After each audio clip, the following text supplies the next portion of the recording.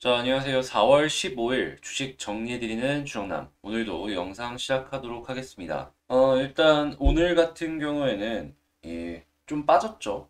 내용들을 살펴보자면 페드의 공격적 긴축 우려 속에 국채 금리가 급등세를 보였던 점들이 이 증시에는 매우 부담으로 작용을 했다. 이렇게 볼 수 있겠는데요.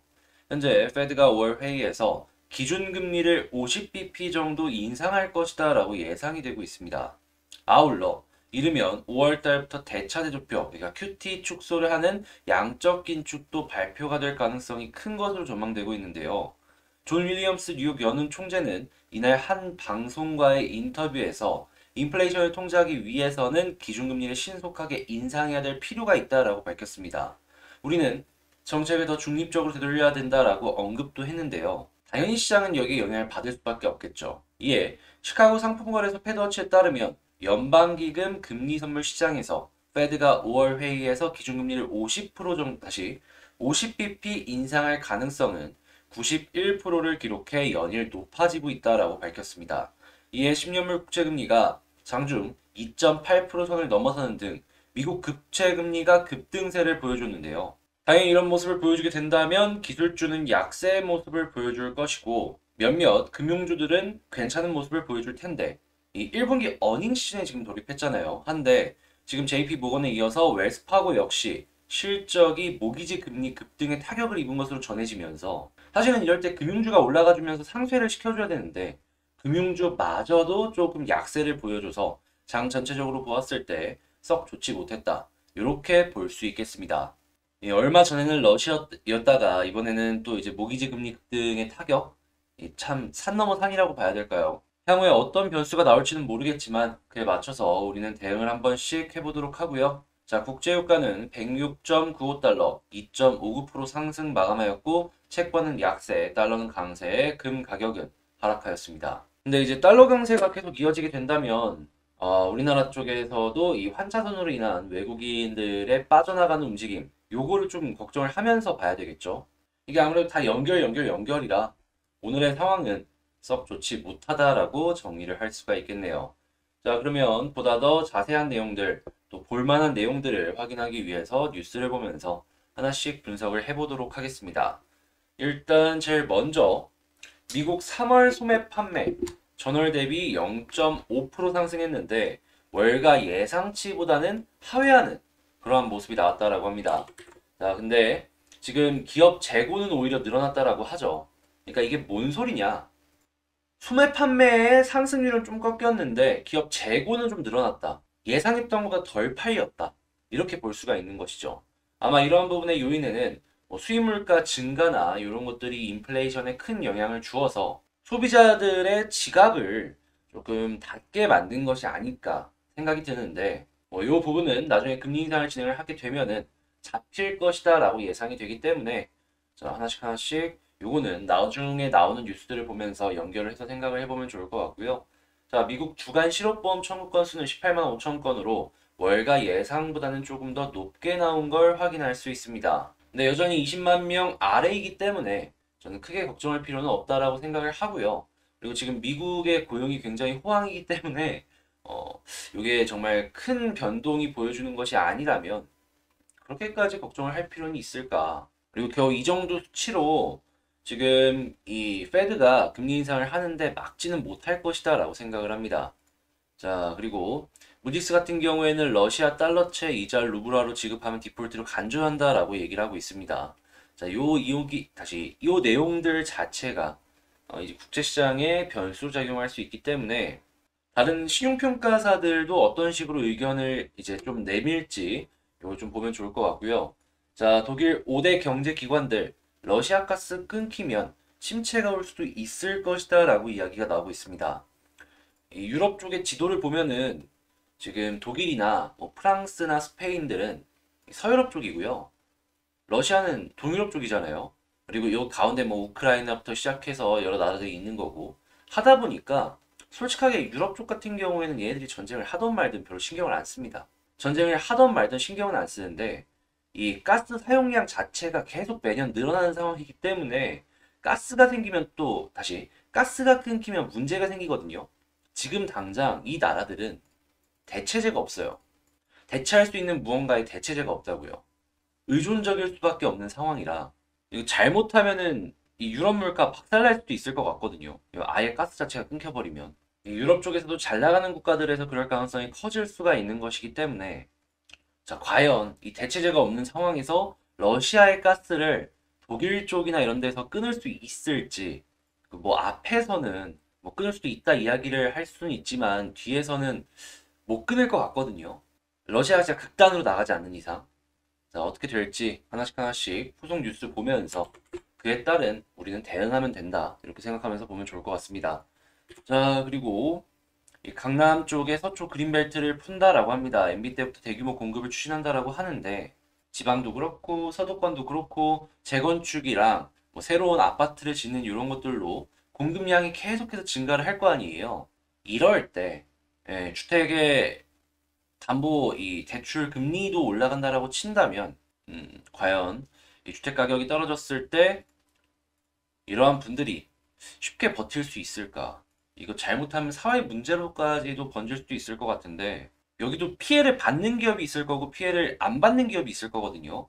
좀 나눠서 생각을 해보면 상당히 좋을 것 같습니다. 자, 이렇게 정리를 한번 싹 해봤는데 오늘도 이 시장을 제가 정리해드린 것들이 여러분들께 도움이 되었다라고 생각을 하신다면 자, 구독과 좋아요 한 번씩 눌러주시고요. 이러한 내용들은 이 텔레그램 공부방에 장 시작 전에 올려드리고 있다라는 거. 그래서 요거 이제 보실 분들은 제 채널 커뮤니티에 공지에 이 텔레그램 링크가 있으니까 그 링크를 통해서 들어와 주시면 되겠습니다. 아, 그리고 한 가지 더 말씀 안 드린 게 있는데 오늘 미국 시장은 휴장입니다. 자, 그러면 요거 이제 다 알아두고 하나씩 하나씩 보면 되겠네요. 자, 그럼 개별 종목 보도록 하겠습니다. 자, 제가 이번에 가지고 온 종목은 일동제약을 가지고 왔습니다. 일단 일동제약 같은 경우에 이 급락 이후에 어제 반등이 나오더니 오늘 조금 더 빠지는 모습이 보여지고 있죠. 일단 제가 생각을 했을 때는 완벽하게 이 상승의 탄력이 죽은 건 아니다라고 생각을 하는데 그래도 지금 여기서 보면 어떤 게 좋을 것인지 하나씩 살펴보도록 하겠습니다. 일단 먼저 나온 뉴스들을 보면서 이 일동제약에 대해서 분석을 해보자면요.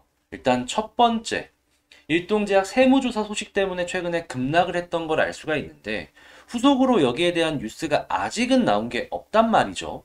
후속으로 만약에 좋은 뉴스가 나왔다.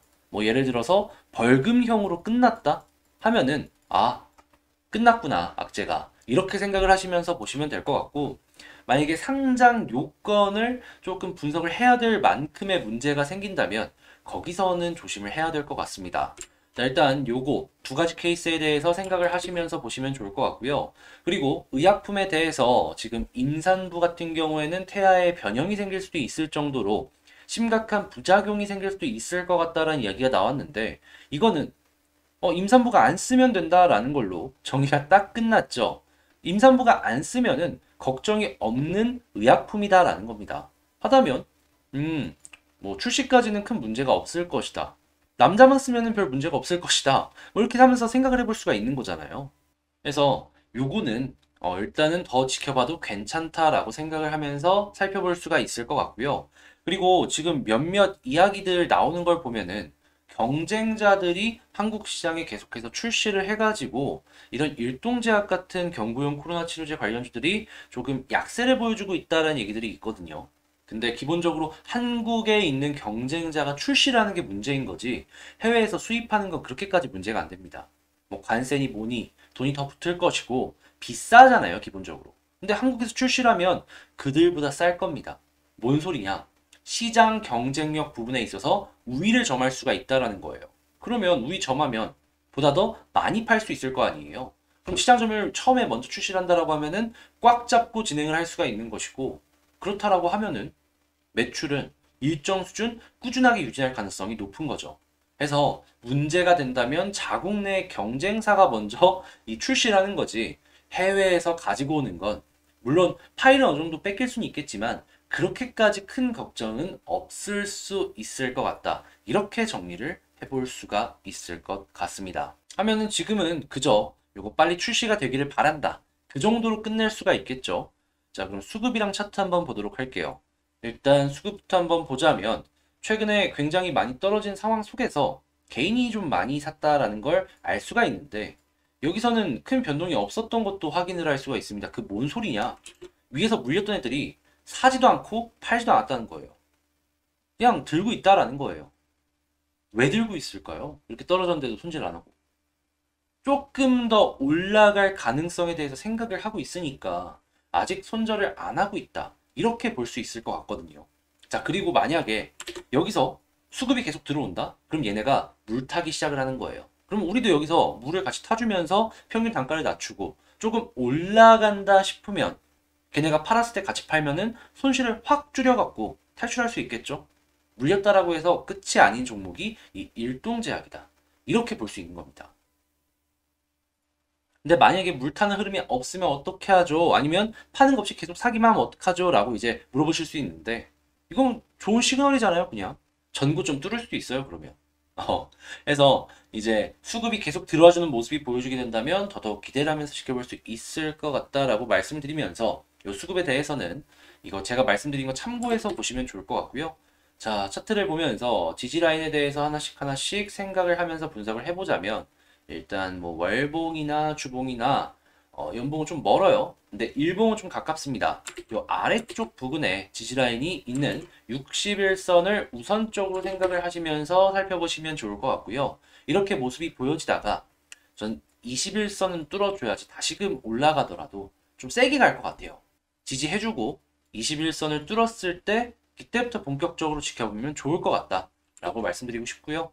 그리고 이제 움직이는 모습이 보여졌을 때 요 음봉 안에서 왔다 갔다 해주면 큰 어려움 없이 매매 전략 짜는데 도움이 될 것이다 말씀드리겠습니다. 이 아래로 떨어지다가도 요 음봉만 회복하면은 편안하게 봐도 되겠죠. 그리고 본격적으로 올라가는 것도 요 음봉을 뚫고 올라갔을 때 그때부터 기대를 해보면 되는 것이고 아마 여기를 뚫었을 때 21선도 내려와 줄 것이기 때문에 시그널이 뭐라도 나오지 않을까 싶네요. 자, 그러면 제가 방금 말씀드린 걸로 총정리를 해보자면 수급 막 쌓이기 시작하면 매우 좋은 시그널이다. 그리고 이 음봉 안에서 움직이면 편안하게 와도 된다. 그리고 이 위쪽으로 뚫고 올라가 주면은 그때부터 기대를 해보도록 하자. 이렇게 말씀드리면서 일동제약 마치도록 하고요. 제 영상 도움되었다라고 생각을 하신다면 구독과 좋아요 한 번씩 부탁을 드리도록 하겠습니다. 자, 그럼 전 다음에 더 좋은 영상으로 다시 찾아뵙도록 할게요. 감사합니다.